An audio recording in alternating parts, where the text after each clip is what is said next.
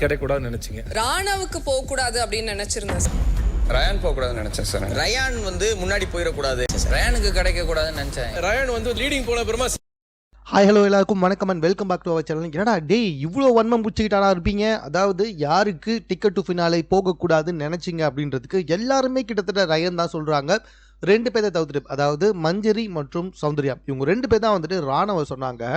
ஆனால் மற்ற எல்லாருமே தீபக் எழுந்து ரயன் சொல்கிறாப்புல, அதே மாதிரி விஷால் எழுந்து ரயனுக்கு போயிடக்கூடாதுன்னு சொல்கிறாரு, அதே மாதிரி முத்துவும் எழுந்து ரயானுக்கு போயிடக்கூடாதுன்னு சொல்கிறாங்க. இப்படி எல்லாருமே எழுந்து ரயானுக்கு போயிடக்கூடாது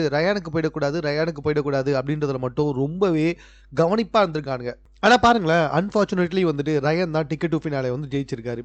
இப்படி ஒட்டுமொத்தமாக சேர்ந்து ஒருத்தருக்கு டிக்கெட் டு ஃபினாலே சாவி போகக்கூடாதுன்னு நினச்சிருக்காங்க, ஆனால் அவருக்கு தான் போயிருக்கு. ஸோ எனக்கு தெரிஞ்சு எழுந்து சொன்ன எல்லாருக்குமே இதுவே கொஞ்சம் பதிலடியாக தான் இருக்கும்னு நான் நினைக்கிறேன். நீங்கள் என்ன நினைக்கிறீங்கன்றத கமெண்ட்டில் தெரியப்படுத்துங்க. மேலும் இது போன்ற செய்திகளுடன் கூட தெரிந்து கொள்வதற்கு சென்னை சேனலை சப்ஸ்கிரைப் பண்ணுங்கள்.